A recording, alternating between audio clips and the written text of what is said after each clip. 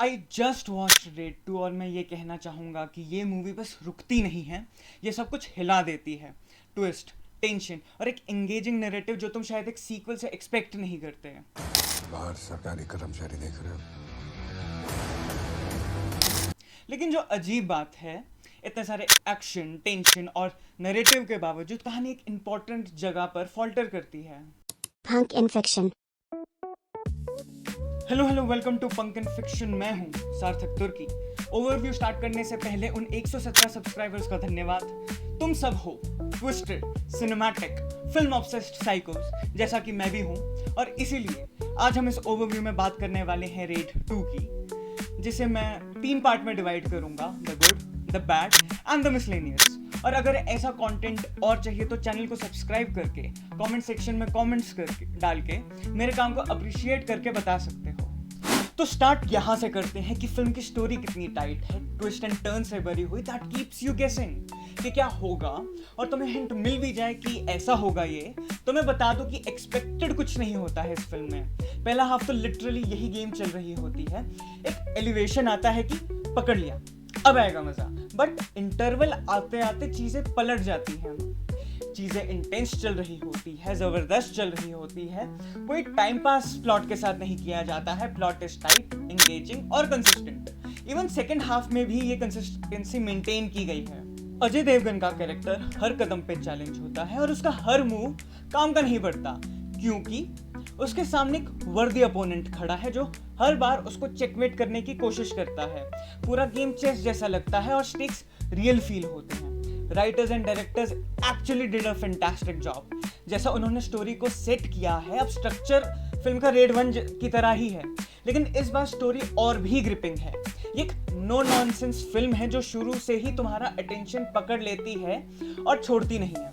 Ritesh Deshmukh is the soul. 4 चीजें आपकी नजर में आई, 5वीं और सबसे बड़ी चीज आपकी आंख के सामने है, पर आप उसे ढूंढ नहीं पाए। उसकी परफॉर्मेंस में जो डेप्थ और इंटेंसिटी है वो नेक्स्ट लेवल है। अजय देवगन एज ऑलवेज अपने डिपेंडेबल स्टोइक अंदाज में कमाल लगते हैं। मैंने कब कहा कि मैं पांडे हूँ? मैं तो पूरी महाभारत। बाकी वानी कपूर जो अमेय पटनायक की वाइफ का रोल प्ले करती है, जो पहले इलियाना ने किया था, इस बार सिर्फ हीरो के साथ खड़े होने वाली हीरोइन नहीं है। उसके कैरेक्टर को राइटर्स ने डिटेल दिए हैं, उसके पास खुद के मोमेंट्स हैं और वो नैरेटिव का एक इम्पॉर्टेंट सपोर्टिंग पार्ट प्ले करती हैं। बाकी ब्रिजेंद्र काला, यशपाल शर्मा, अमित सियाल, भाई साहब, इन लोगों को देख के बहुत मजा आता है। इस बार मैं बोलूंगा कि क्लियर कट थीम फिल्म की यही है कि कभी कभी जो आंखों के सामने होता है चीजें वही नजरअंदाज हो जाती है, बट एक पर्सपेक्टिव इस फिल्म का एक और था कि अहंकार में विनाश निश्चित है। अब बात करेंगे उन एलिमेंट्स की जो बिल्कुल काम की नहीं है इस फिल्म में, और वो है म्यूजिक। द थिंग इज, इस फिल्म में म्यूजिक ट्रैक की कोई नीड नहीं थी, बट प्रोड्यूसर्स को म्यूजिक चाहिए था तो घुसा दिया। आखिरकार अगर म्यूजिक नहीं होगा तो फिर आपका एक्सपीरियंस बर्बाद कैसे होगा?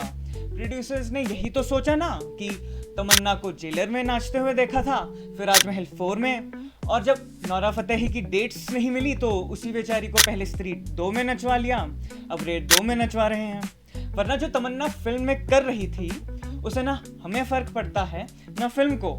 और तुम्हें पता है किस चीज से फर्क नहीं पड़ता? हनी सिंह के गाने से। स्पॉइलर दे रहा हूँ, एंड में आता है गाना जब पूरी पिक्चर खत्म हो जाती है, क्योंकि इतना दिमाग तो चलो प्रोड्यूसर्स के पास भी है। अब चलो उन एक्स्ट्रा थॉट्स की बात कर लेते हैं जो मुझे नहीं पता कि अच्छी थी या बुरी थी, ये लोग तुम डिसाइड कर लेना। पहले चलो क्लाइमैक्स की बात करते हैं, और कोई स्पॉइलर नहीं दे रहा हूँ मैं। अब मुझे लगा कि क्लाइमैक्स काफी एंटी क्लाइमैटिक था, जो होता है कंपेलिंग है, इम्पैक्टफुल है, फोकस्ड है, बट एग्जीक्यूशन वहाँ तुम बोल सकते हो कि शायद बेटर हो सकता था। अपने एक चीज के लिए तुम ध्यान रखना, this film is not just about red. इसमें एक साइकोलॉजिकल बैटल चल रही होती है जो अगेन मुझे कंपेलिंग लगी, और शायद तुम्हें भी लग सकती है या नहीं लग सकती है, that depends on you the audience. और सौरभ शुक्ला जी, ताऊ जी भी हैं इस फिल्म में। अब वो एक्चुअली क्या कर रहे होते हैं मुझे भी नहीं पता, लेकिन जो भी कर रहे होते हैं देख के मजा बहुत आता है। डायरेक्ट कोई इन्वॉल्वमेंट नहीं है, सब इनडायरेक्टली ही कुछ कर रहे होते हैं। बाकी उनकी इन्वॉल्वमेंट ने एक पार्ट 3 का हिंट तो दे ही दिया है। ओवरऑल मुझे रेड 2 काफ़ी अच्छी लगी, एक सॉलिड सीक्वल है स्टोरी लाइन स्ट्रॉन्ग है, ट्विस्ट काफी है और नरेटिव ऐसा है जो आपको शुरू से एंड तक इन्वेस्टेड रखता है। ये फिल्म रेड वन की स्पिरिट को रिस्पेक्ट करती है लेकिन अपना नया रास्ता भी बनाती है और परफॉर्मेंसेस स्पेशली रितेश देशमुख बिल्कुल टॉप नॉच। एक नो नॉनसेंस ग्रिपिंग फिल्म है, definitely worth watch. That's it. What do you think? मुझे कमेंट्स में बताओ। बाकी एफर्ट अच्छा लगा तो अप्रिशिएट करने के लिए लाइक, शेयर और सब्सक्राइब करना मत भूलना। तब तक के लिए ये था पंक इन्फेक्शन। मिलते हैं अगली बार। Signing out. Peace. Punk Infection.